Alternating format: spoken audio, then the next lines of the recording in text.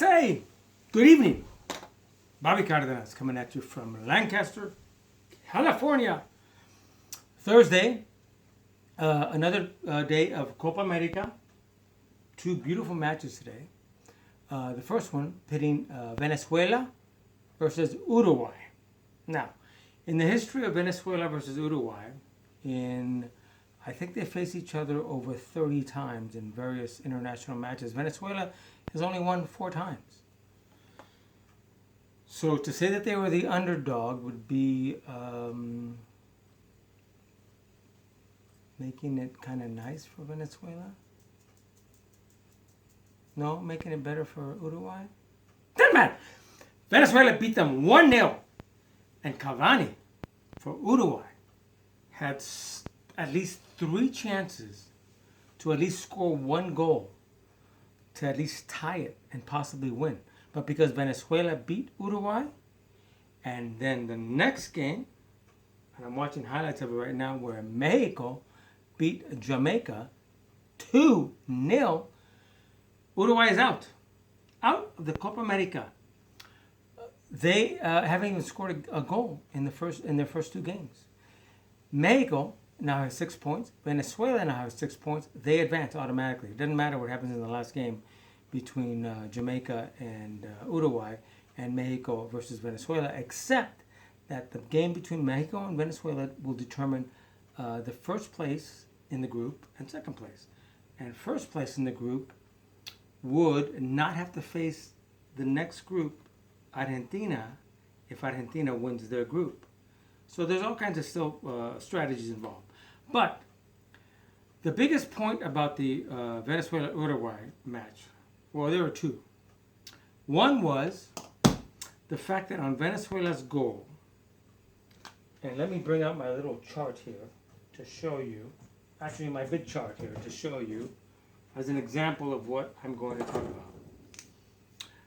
When the initial shot was taken by the Venezuelan player, he, hard to get out of the way for a second, dribbles from his own area,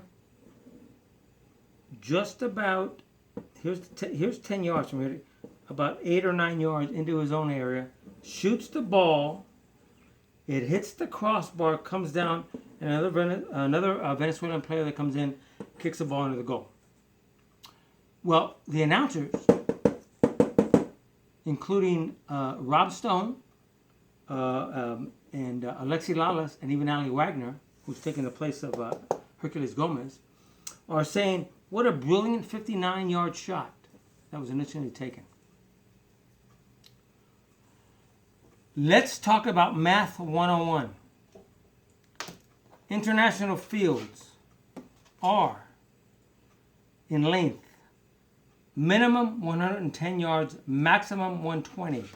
Most of them are 110, meaning that each half is 55 yards.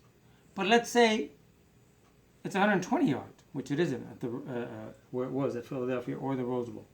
But let's say it's 120 yards. That would mean 60 yards. Well, if you're in about 8 or 9 yards, that's at the most a 51-yard shot. But in actuality, it's not. It's a 55-yard half. So what would that make that? Like a 47-yard, 55, 46-yard shot? See, the problem with a lot of these announcers, and they get so excited, they start talking about shots that are 25 yards out from the area when they're really not, 30 or 40. You know what? Go back to school and do your math. It wasn't that far of a shot. All right? That's the first contention. The other one was when it appeared that Cavani may have been fouled in the 18-yard area, and Fernando Fiore, right there, you see him? Nice hair said it was a foul, and it was a PK. Well, go back, look at the replays, and no, it wasn't. As Cavani receives the ball into the area, and he's about to try to take a shot, the Venezuelan player who's next to him, with his feet, tries to go down. His feet slip out totally from under him, but he's next to Cavani. As he starts to slide out, Cavani dives forward with his legs behind him as though, oi, I got fouled, when he didn't. It was not a PK, rightfully not called, but you guys who see replays all the time can't figure it out. That's not what happened. I gotta stop. I gotta pause this so I can fix my light in here because I'm going in and out of. I can't have that. Okay, that was my first thing I had to bring up.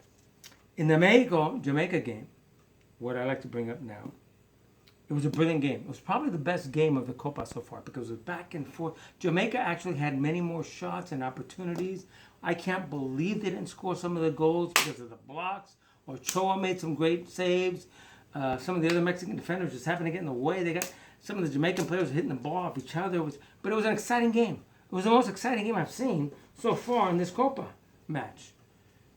Outside of the USA beating the hell out of Costa Rica. But even then, this was more exciting because it was back and forth as a pure footballing fan.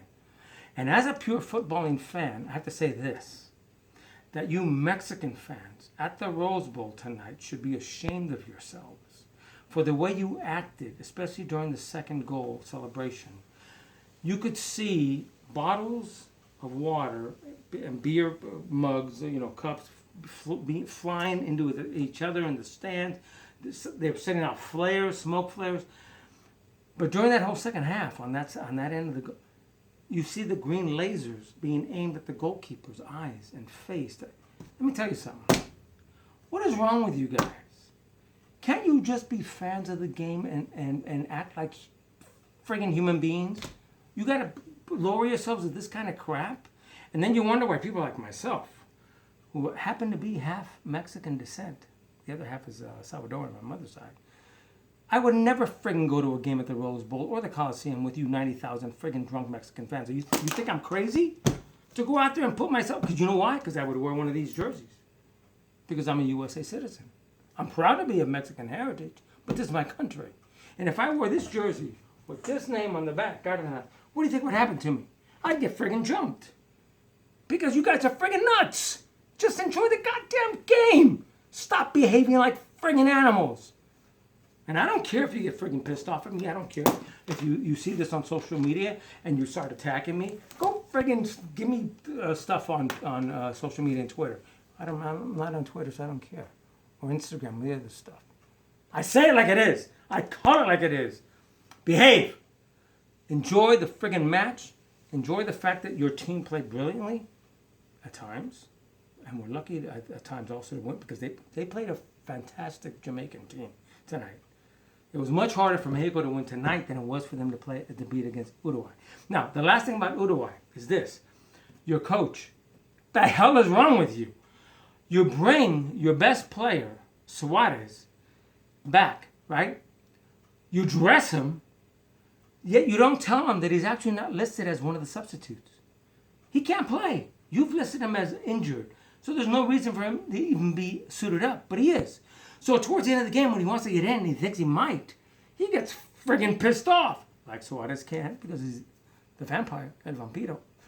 He's friggin' smashing the glass at the coach. He's taking his shoes off. He's throwing them. He's taking his socks off. His friggin' pen. He's pissed. I don't blame him for being upset. I still blame him for acting like he did because he's acting unprofessionally. But you're the coach of Udo. What the hell are you thinking? Why would you not tell your player, hey, you know what, you're still injured? And if he's not, if he's even 90%, if he's even 75%, why would you not bring him in? You're down a goal. You're about to exit the Copa America. You don't have enough pride to say, Suarez, you better get your friggin' butt in there and try to win us this game, at least draw for us to have a chance. These guys are paid big money to be managers. Dinklage, you could have friggin' done a better job from friggin' Westeros. One of the Seven Kingdoms, who knows? Anyway, say no to racism.